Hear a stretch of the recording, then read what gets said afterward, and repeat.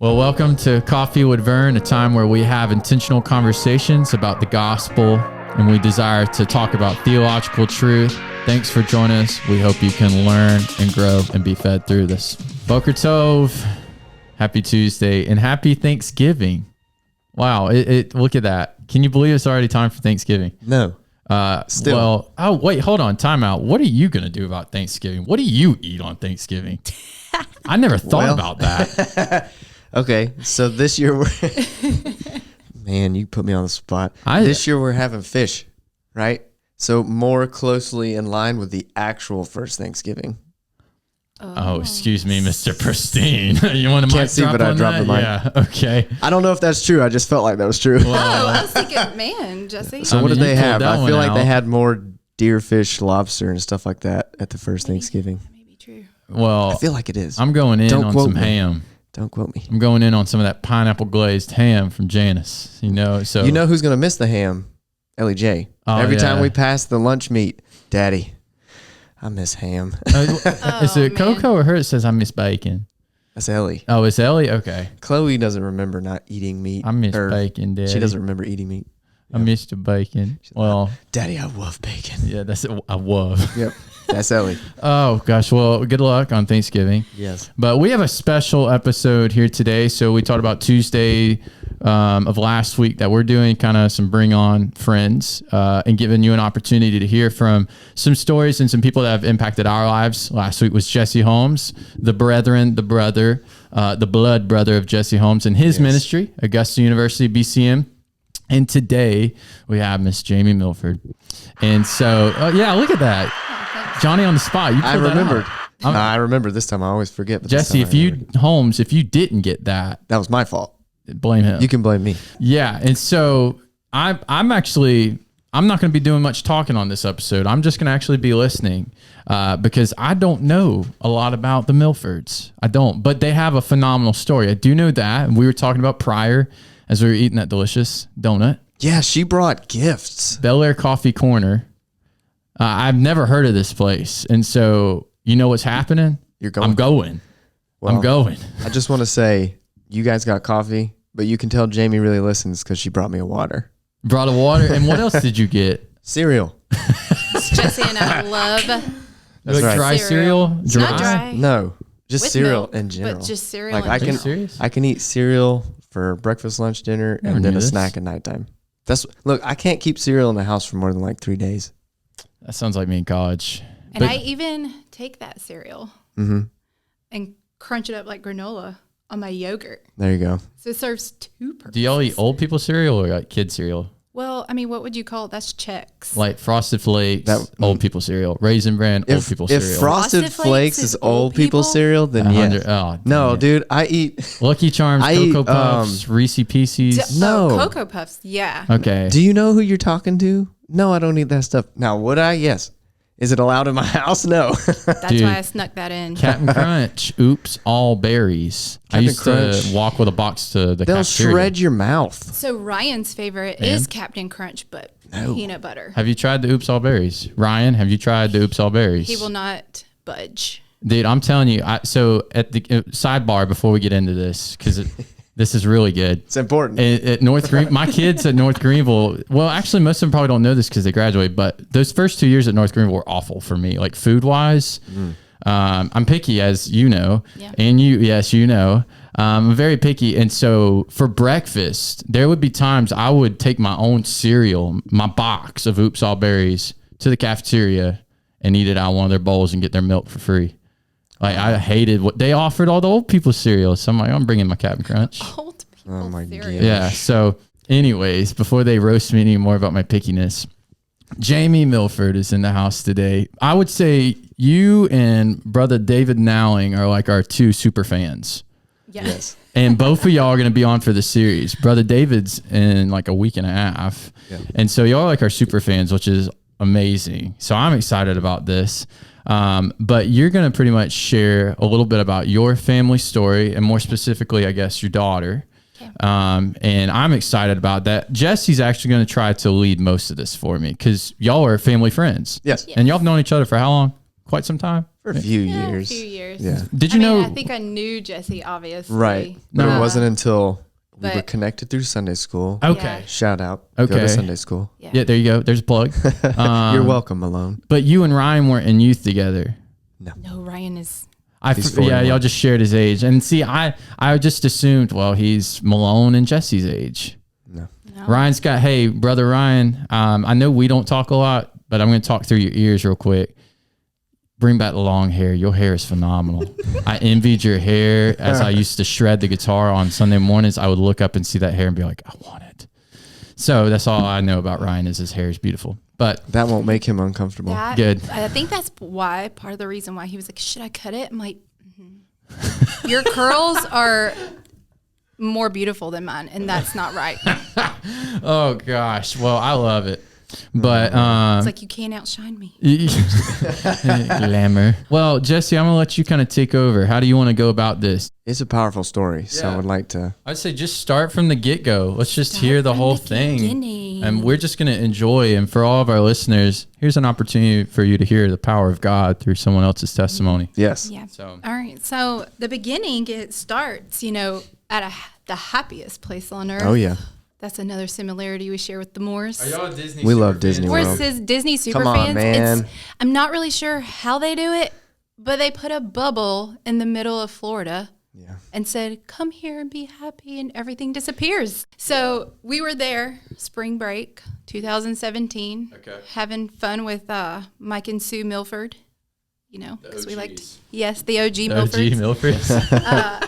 And honestly, this is, part of God's provision over Reagan's whole entire life at this point. It literally started from the beginning because she had no signs of cancer except for the motherly intuition of the G-Ma's, Joe Ma and Grandma, that had hinted around. And my dad, I should give a shout out to my dad because he's a first responder and a retired Richmond County firefighter.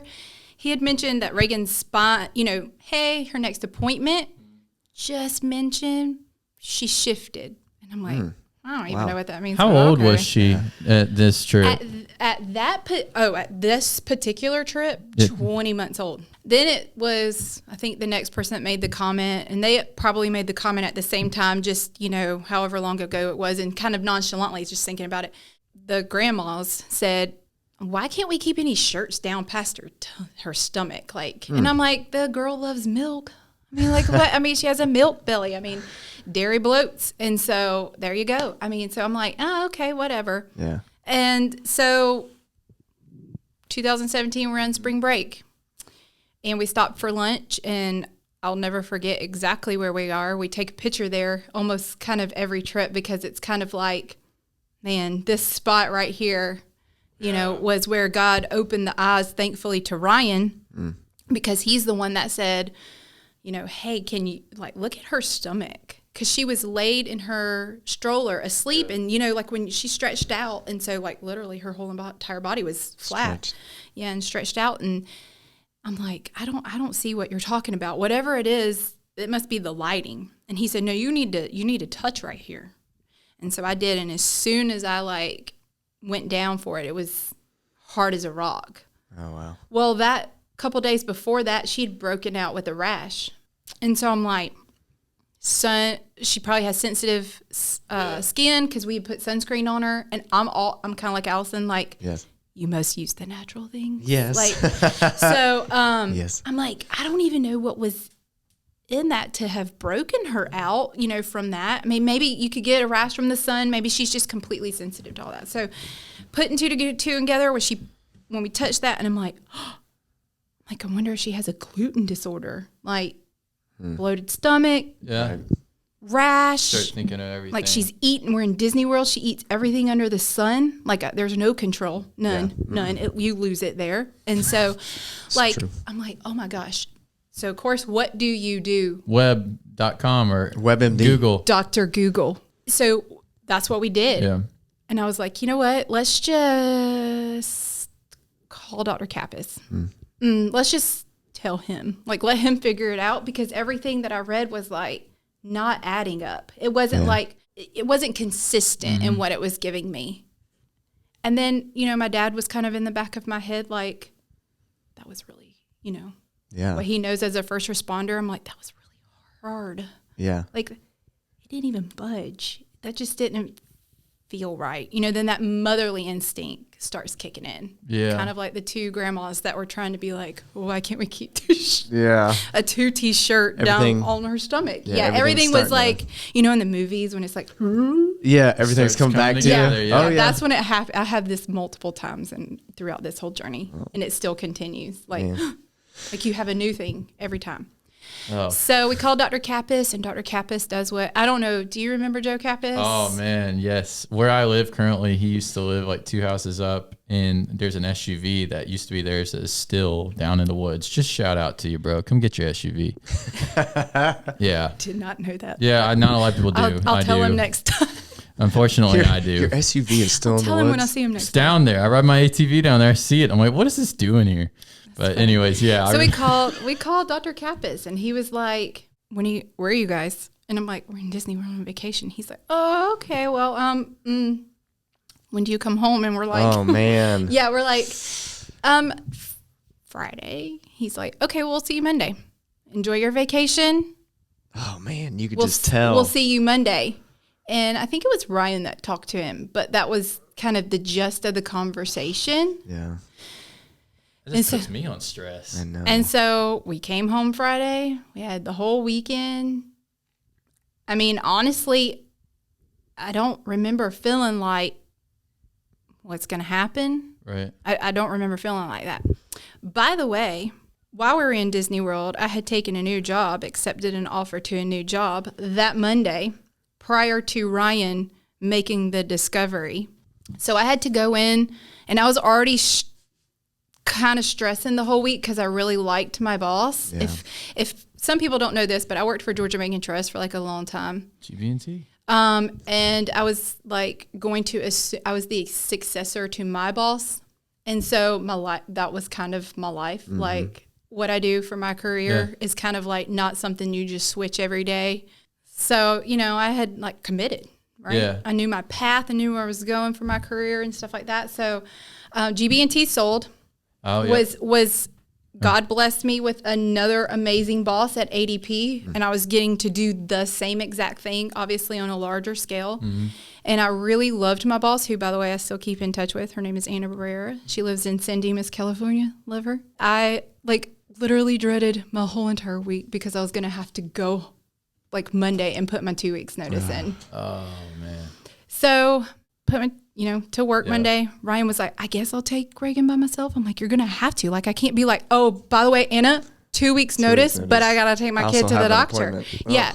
And she was fine with that. If she would have been fine with it. She would have been like, go. Wow. Well, while put my 2 weeks notice in, she wants me to train 2 new people.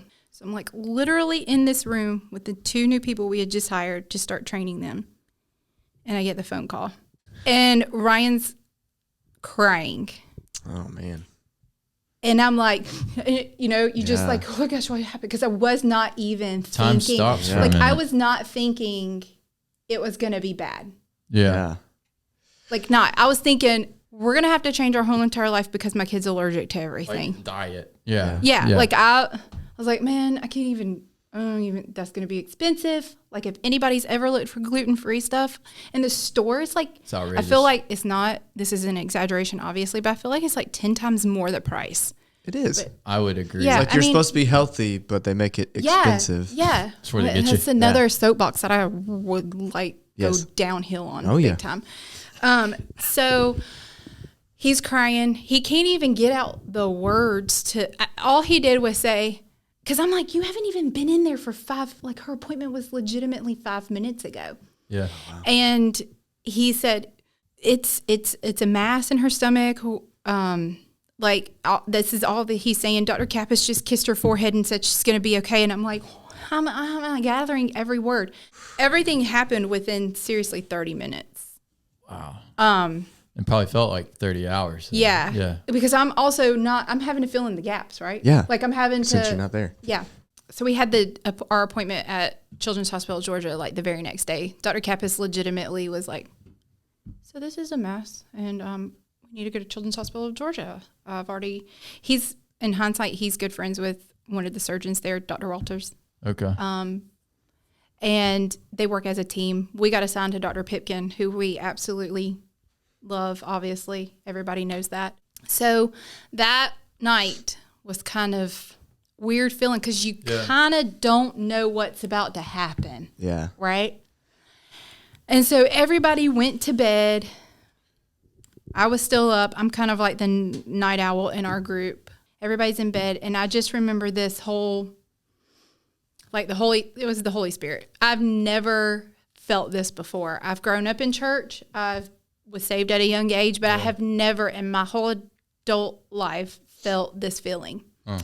And I got on the last stair to our staircase and started praying. And I was like, I do not need a doctor to tell me that it's cancer. I know it is. You just within the hours, like God just kept speaking to me and going, it is bad. It's probably cancer. Like it is.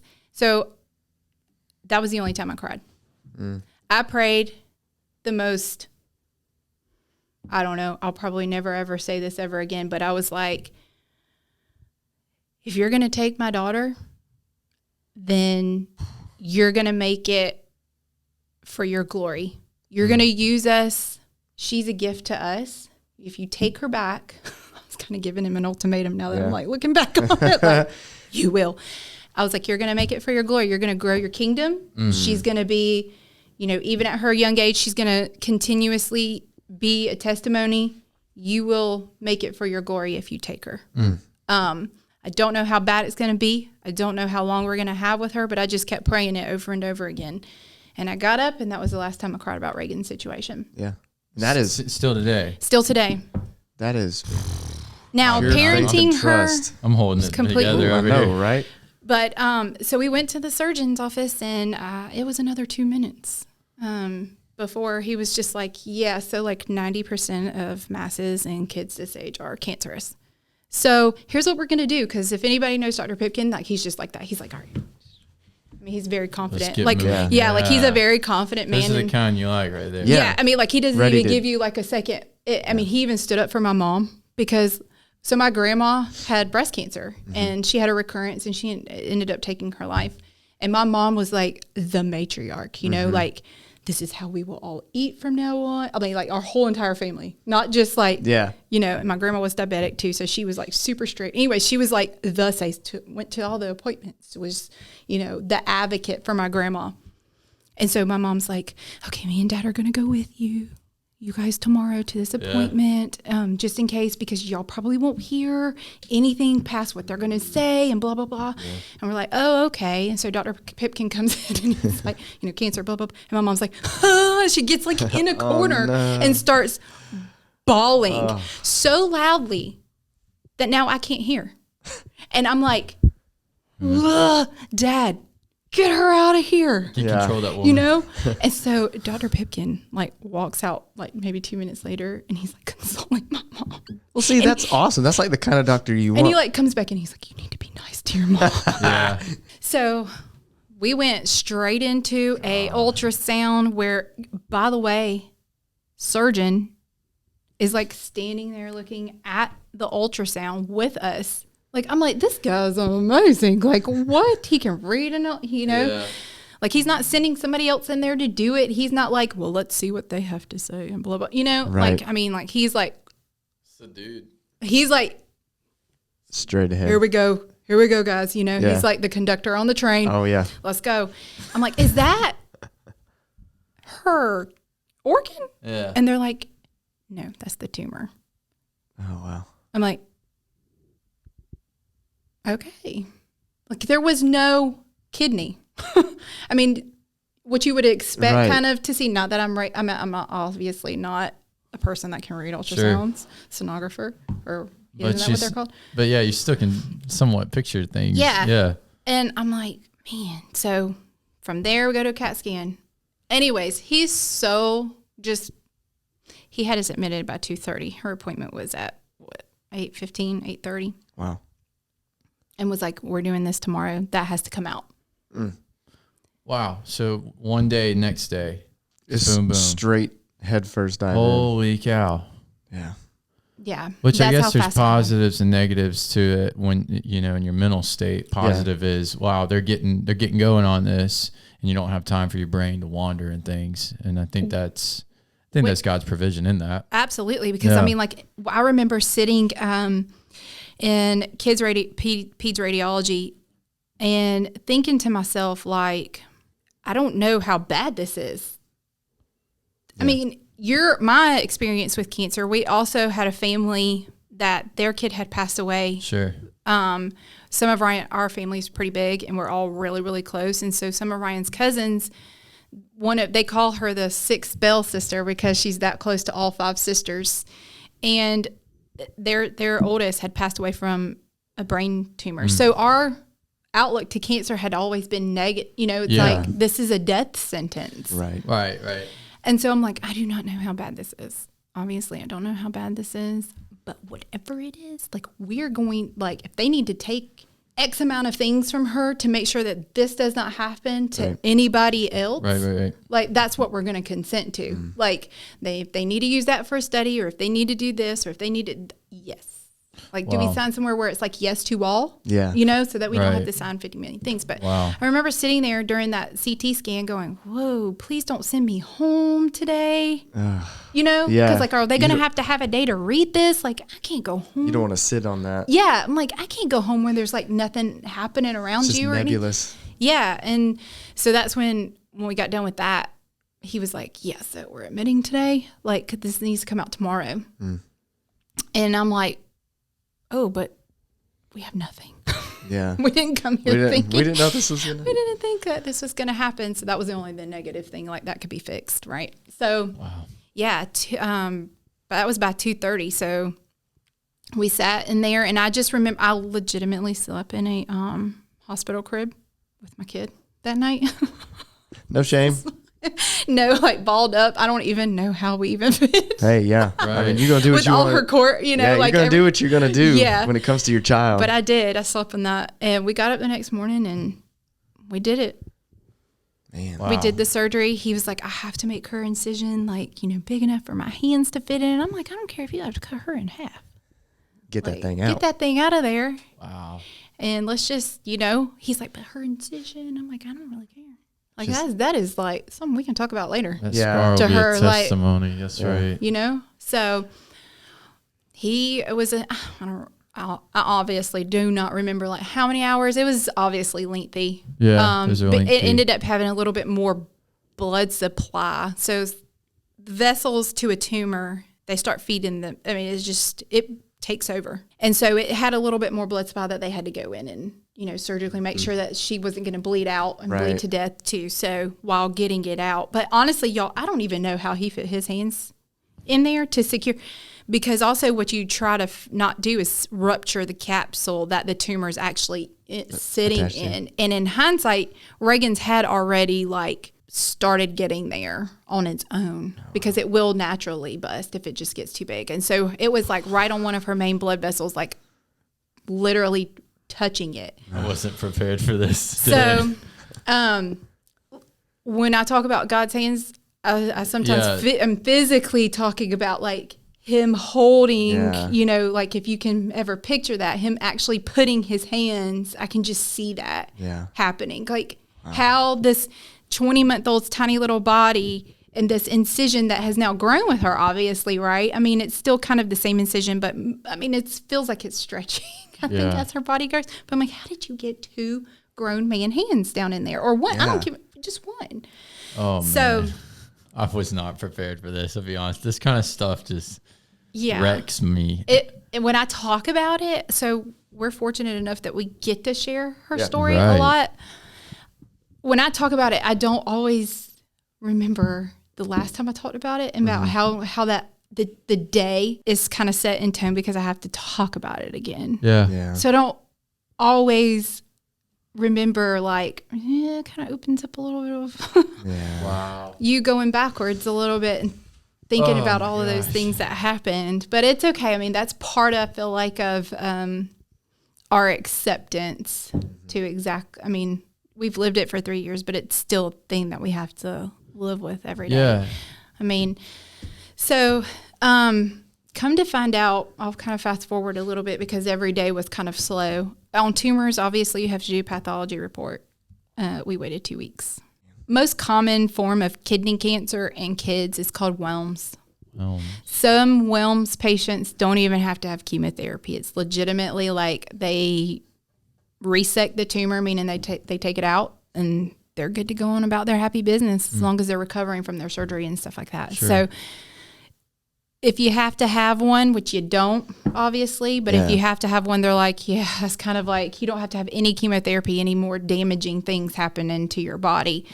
And so that was kind of like, best case scenario. Yeah. Well, they called, I think maybe like a week into that, and we're like, so it's not Wilms. Ugh. And me being the investigator that I am. Oh, no. No. I had already been there. Yeah. Kidney cancers in kids, and like, what is this going to lead to? And was just like, I remember that was kind of my breaking point. I told Ryan, I was like, nothing's good from here. Do you know what I mean? None of them are good from here. Right. And so we got the call a week later, and it was clear cell sarcoma of the kidney. That's Reagan's formal diagnosis, clear cell sarcoma of the kidney. It is so rare in the fact that 20 to 25 kids are diagnosed in a year. Wow. With that form of cancer. That's very rare.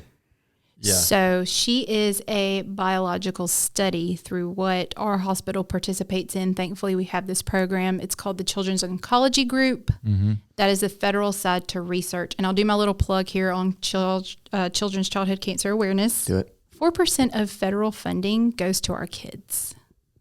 So for every $1 that gets funded for cancer research, 4 pennies. Only 4%. Pennies get set aside for the kids. Are you serious? I'm serious. So what do we? And I guess I'll ask you that question after we get off air. But so if you ever Google childhood cancer awareness or childhood cancer research or anything like that, you will find a lot of private institutions. Yeah. And it's because people are sick and tired. It's these parents, which is unfortunate. Yeah. But it's these parents that have gone and said, we're tired of our kids. Like, not getting any a couple of families have, with particular cancers, they have had no research in the past, or at least no new developments in the past 10 years. Which is crazy. We live in 2020. Right. All I'm saying. Right. There should be something somewhere. We have people that can code and like data mine, like there's nobody's business, and you can't. There's no reason that should be taking place. Yeah, you can't at least look into, right? Yeah, I mean, like we're not designating the right number of researchers. Like this is hard for me to believe. Like in the quality of human beings that walk around in this country, like we cannot find. Yeah, and that's it's ridiculous as 4%. But when it comes to the awareness of childhood cancer, I think for just the normal person on the street, when you think about cancer, like until Reagan, I didn't think about kids getting cancer. Yeah, That's why the awareness of it is so important. Because that's where the change comes from. Right. That's it's the awareness of it. So I'm going to throw you another little statistic. It's the number one killer combined with asthma and diabetes of our children. Yeah. God, crazy. So you combine the diabetic kids and the asthma kids, and you still pretty much get cancer. Is the number one killer for kids. For kids, yes, like 1 out of 285 kids like 1 out of every 285. Oh my gosh, is diagnosed. I'm not gonna have kids. And then to make it even worse, 95% of the survivors have at least one chronic illness. So they're having to not only fight the cancer, then they got to fight the illness. But then they have a lifetime effect. long-term effect of their cancer treatments that saved their lives. And I'm really going to put something solidifying to you guys like this. So, y'all know how social media works. I mean, it loves to track you about what you like and what you're involved in. This is true. I mean, this is very, very, very, very scary. Like, I'll talk about something in a text message, and then it pops up on your social media. Yeah. And the feed is like, this is a sponsored ad. I'm like, that is creepy. Yeah. Like right now, because Columbia County Ballet, where Reagan takes ballet, they're going to do like a studio show, like live stream of the Nutcracker. So they're still going to do it. Oh, good. And so like that is kind of going on. And so that has been talked about. But also Ryan mentioned we need a Nutcracker at our door because Reagan loves the Nutcrackers. And I'm like, no. It was an ad. Up an ad for a Nutcracker. Yes. Happened to me the other day. Terrifying. Yeah. So with all of that, it has linked all of our cancer families together. Really? That's amazing. Okay. Yeah. Because now there's a page. It was Victory for Reagan. Now we obviously have the Victorious Reagan and Friends Facebook page. So it's linked all of our families together. And so you see all these other parents and families and stuff like that and other kids. And one mom, y'all, brace yourselves for this thought. Oh. This is she wrote this really long post. Her child had just passed away from cancer. Mm. And she says, while other people are thinking about my grieving of my son passing, all I can think about is that he is healed and has a new body and has been set free. And the families that are the survivors that will continue to live day to day, wondering if their cancer will come back and what unhealthy next thing will they have to face with their child. That's so where she was praising God for the new body that her kid just received, she's thinking about the families that are dealing. Yeah, they're still dealing. Yeah, that's the heart. Wow. Well, and I guess this kind of gives us an opportunity, real quick, because we also want to push your foundation, or maybe more specifically Reagan's. But this will be her legacy. I mean, and so we want to give you an opportunity to share a little bit about that, and then before you close out on it, I want you to share how people can get involved, because I've seen the pink or the yellow flamingos, or gold flamingos. Excuse me. Gold flamingo. Got this. Okay, I've seen those in the signs, and I've wondered, what is that? And then when he told me it was Reagan's thing, I was like, no way. Mm-hmm. Really? So share a little bit about that and how people can get involved, because I want to know personally. So we obviously have the social media pages. Okay. We have a website now that's being, it's finally being built. It's very simple because we don't want to overwhelm people with, we just want you to know that the awareness needs to be there for our community. Right. And it takes a community. Our church, seriously, we would not have been able to probably make it. I sat many times in our clinic, and this is how Victorious Reagan and Friends was born. Was we sat in our clinic, and I was like, this is a mission field. Yeah, it is. These parents are walking out of these rooms. I'm seeing them. Everybody's track is not like Reagan's, where you get to sit in an inpatient room when you get told. There are leukemia kids that as soon as you make a diagnosis, you start chemotherapy. Mm. You don't wait for 2 weeks to get a pathology report so that you know the path that you have to go on. I mean, it's like, your child has cancer, it's leukemia, here's what we're doing, you don't get to go home. So that is happening sometimes in a clinic setting and not necessarily in the ER. Yeah. So, I mean, you're seeing these parents, and it's like deer in the headlights, and I don't know how any one of them do it without knowing Jesus Christ as their Lord and Savior. Yeah. Because that whole thing that our preachers, we grew up in church, that they say, he carries you through the storm, and you're singing those songs, that is legit. I have never in my whole entire life felt more closer to my personal Lord and Savior than when I was headed into that journey. Yeah. In the valley is where you find your vision. That's right. And I'm grabbing for that. Yeah. He's healed Reagan, obviously, but I'm like, where can you come pick me back up and make me, you know what I mean? Can we just be like that again? God picked us obviously to be Reagan's mom and dad. Sorry, Reagan. Ryan, let me let me fill you in. But he also used that as a blessing in our lives. That's right. People don't get to experience what life is supposed to be like on this earth until it's too late. And they go and they're standing before the judgment seat going, oh, that's what I was supposed to, you know? So we get to see and live life moment by moment like what it's supposed to be. But that's just like, that's a testament to your faith in Jesus, right? Because we were just talking about this before we started. That's right. When we're blessed, we are to bless others. Yeah. And you and Ryan are so in tune with that and your faith that you immediately, no thought, hey, this is what we need to do. Yeah, I remember like literally my kids running around. They called her the tornado in clinic. Felt really bad because she was getting the same chemotherapy sometimes that another kid was getting. And that kid was not doing so good, showing us what they had for breakfast if they got breakfast. And Reagan's like running through her puke. Where we're like, you know, growing, and she's still going. Yeah. And so there, the clinic is setting. Thankfully, Dr. McDonough knew us so well that because technically part of Reagan's chemotherapy was supposed to be inpatient, like she was supposed to get that chemotherapy.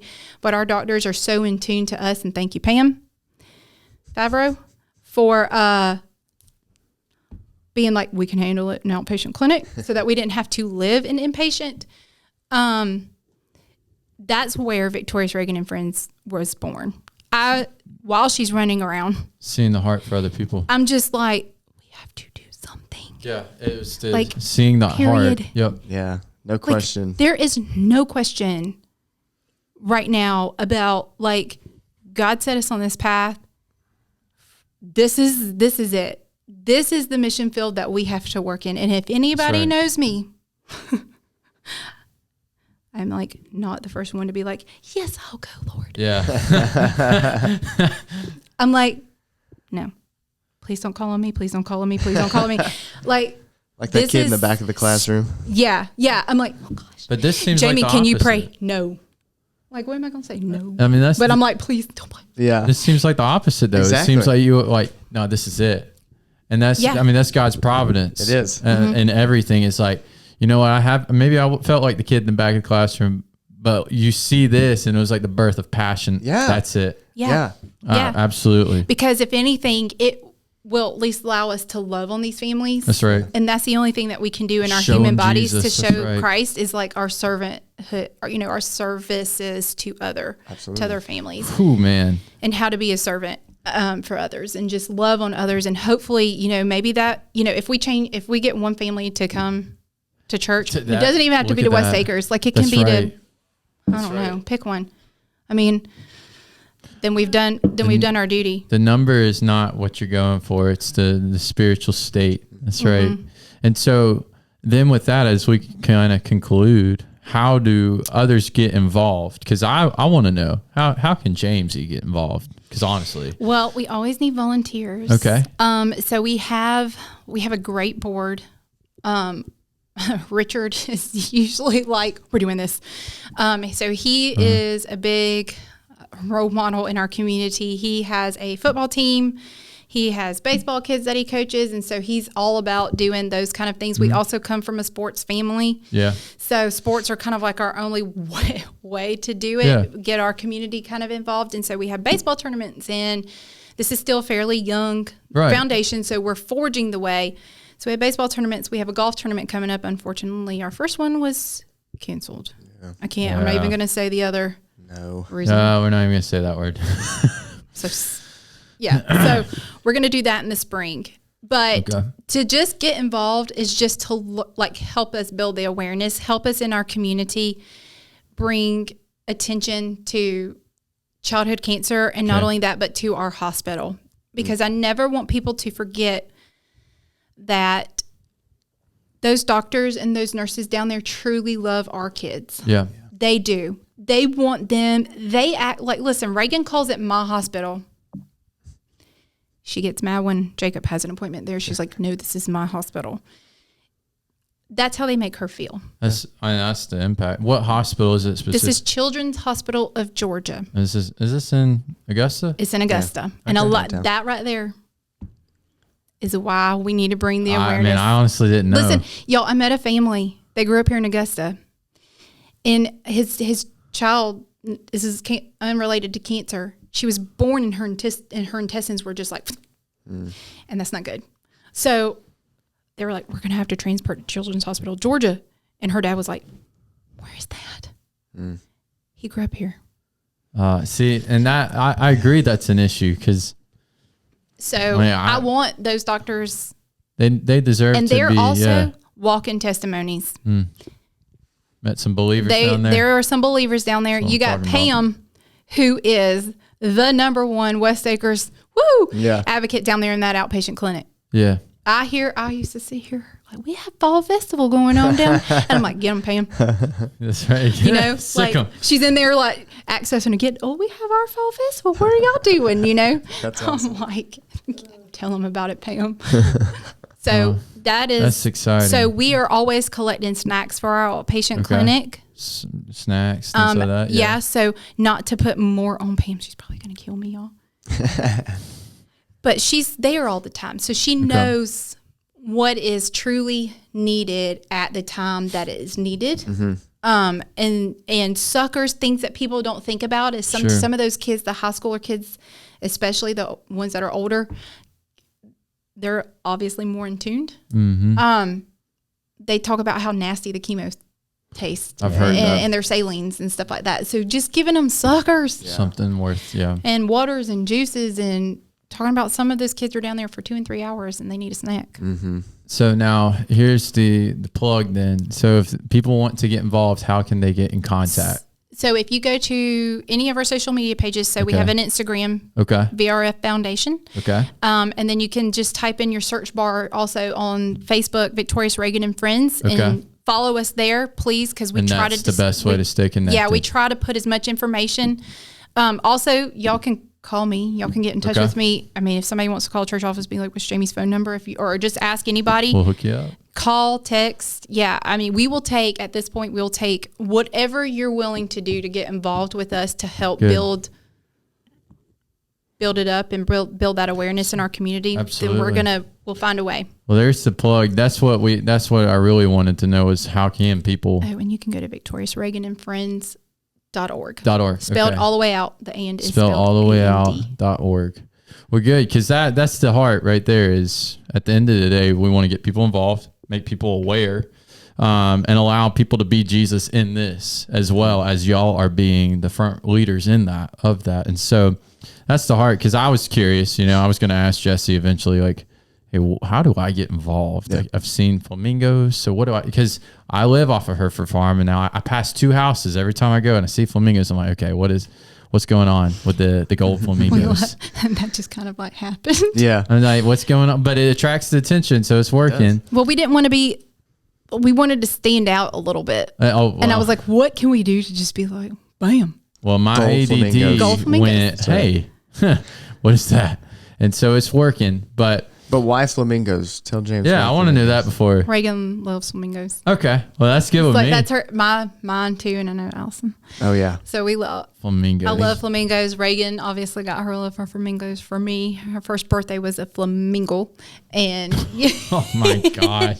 So I'm like, oh my gosh, this is kind of related back to her. If somebody asks why flamingos, I mean, we kind of have a reason why flamingos.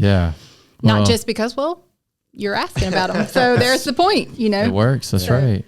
Yeah. And you can, by the way, we did that for Childhood Cancer Awareness Month. Okay. But in our lives, childhood cancer is all year. So anybody that wants to put out the flamingos, just let me know. We had some casualties. One got completely just taken. So. Oh, wow. Yeah. If not in anybody's house, it was in a storefront. Some of our good friends own vintage Southern Accent by Belks. And so Melissa was like, I'm putting those flamingos out in the store, and we're like, okay. And we come back, I'm like, when's gone? And I'm like, I guarantee you, like some teenager thought it was hilarious to have a gold flamingo. And honestly, whatever. But we did. That's how we suffered some casualties. And then who would have ever thought that gold flamingos would have sold out? Yeah. Not me. They did. That's crazy. So we had to buy green. So if you want one, paint them, and one. they chipped. Paint them. They chipped. Oh my gosh. So we do have some that survived. So if you want to put the gold flamingos out, let me know. Good. Well, sign me up. Let's get an update on Reagan, because I know some people are gonna be like, well, "What? We do need. We need an update on Reagan." So I'll just update based on some people may not know that we thought her cancer had come back this summer. I remember that. Mm-hmm. Which was a pretty scary situation. I will tell you, as you heard me talk about the first time, I won't even say what the second time was, because you'll be like, that's a 180 from the way you were talking, prior.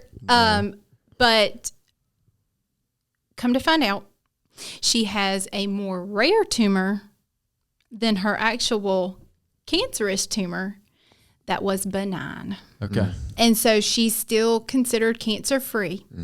Praise God. And she went back to her normal schedule of survivorship care. So she didn't have to increase anything or anything like that. I think they were like overly cautious considering her history this past time. So they did a bunch of stuff to make sure that we weren't looking at a.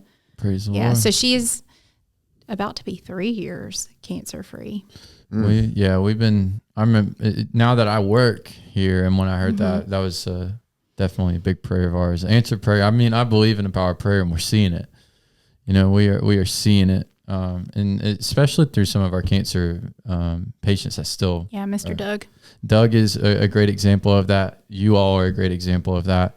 I think it just goes to show God's hand. Absolutely. In all of it, and literally God's hand, as you alluded to. And so, praise the Lord. Wow. Well, I enjoy these episodes. I just get to sit back, and listen. Yeah. I'm sweating because I felt like I was watching a movie at times. I know. My hair started standing up a little bit when you're talking about the Spirit working, because that closeness to God. There's something sweet. Yes.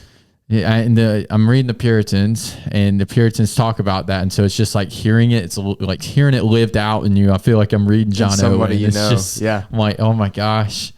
And so just praise the Lord, right? I mean, praise the Lord. And what better of a time to have this episode during Thanksgiving? Absolutely. Because we're thankful for God's hand, His grace, and what He desires to do in Reagan's life and you all's life. Because look at the testimony she's getting to be. A testimony of His grace, His goodness. And so, and as well as you all. So I'm just excited to be part of it. Well, Jesse, today was good. Yeah, it was. This is good. Woo. Well, Miss Jamie, we're going to have you back. Yeah. And for a lighthearted conversation next time. We'll get you. This is our super fan, and I'll need another donut. Unfortunately, you'll have to treat me again. I will. But if you're going to have you on coffee with Vern, I feel like I should be like, what am I going to take as a thank you? I wasn't going to drink coffee today, so this is even better. But, wow. Well, Jesse, wow. I know. I don't even know what to say. It's up. Wow. I know. But this is good. You got any final things you want to say? Yeah, just keep us in your prayers, because like the other mom stated, we do live it. Even though, Reagan's doing great and stuff like, there are things that we struggle with on a daily basis. Pray. That's right. Always pray for Jacob. Siblings don't have it. That makes me want to cry. They get in the shadows a lot. Well, we'll be praying. I'm looking forward to having him in my youth group. Yes. So always pray for those siblings that are having to go through it as well, because they still need the very much attention that they get from their from their parents, because you're developing them, and that gets ignored. Absolutely. Not on purpose. Yeah. We'll keep those things. Definitely be praying for the Milford family, for Reagan, Jacob, all of that. And for all the people that do struggle through cancer, and even on the, like, as you said, the flip page side, what goes on in life after. And so don't belittle that. We'll continue to pray. I'm thankful for a church that believes in prayer. Me too. And so, and thank you all. I have been oh my gosh, I'll go through this all the day. I know I'm kept it too long. Sorry for all the coffee with Vern people, but I have been like talking to Ryan, how are we going to thank our church? And I know it seems like, really, Jamie, it's been almost 3 years. And I literally thought about that so much. And I just don't want to be put on the spot on my Sunday morning. Please don't call me to the stage. We'll just play this video from the pulpit. It'll be the sermon for Sunday. No. But if you can, I just want people to know how thankful we are. And that your prayer is the best gift that you can ever give anybody, especially when it comes from the heart and you say, because, I mean, how cliche do we, I'll be praying for you. Exactly. Right. I mean, when you say that, that's almost like a prayer when you're acknowledging that person, you know, but to continuously pray for us is the best gift that anybody can ever give to us. Well, we will. Well, and I look forward to the future to come and having Jacob in the youth group with me. Yes, because we keep these things on the forefront of our prayers in the youth. Yeah. He is so tired of those children's church songs. Well, come on, brother. He's ready. You get He's me. so ready. I don't know if that's good or bad. By the way, his nickname is Grandpa Milford. Oh, I'm a granddaddy, so he's a very old soul. We'll be best friends. Yeah. Come on, Jay, you can hang out with me now. Still very young in the fact that he's like slang words are like his thing, you know, still. So I'm like, you have to introduce. Are you going to be here Sunday? Yes. Yeah, find me. I want to meet him. Okay. But Jesse, I love you. I just wanted to tell you that real quick. I don't know why, but I did. Jamie, we love you. I have enjoyed this. This is like one of the first real conversations we've ever had. And so, well, to the Coffee with Vern folk out there, have a great Thanksgiving and take this and pray. And as I told the students at BCM last night and Wednesday night, this Thanksgiving, although it's been an interesting year, sit back and praise the Lord for all that he has done in your life. Amen. And if you are a believer, guess what? You have all the reason to be happy and thankful. Absolutely. And so until next time, Shabbat Shalom. Go in peace.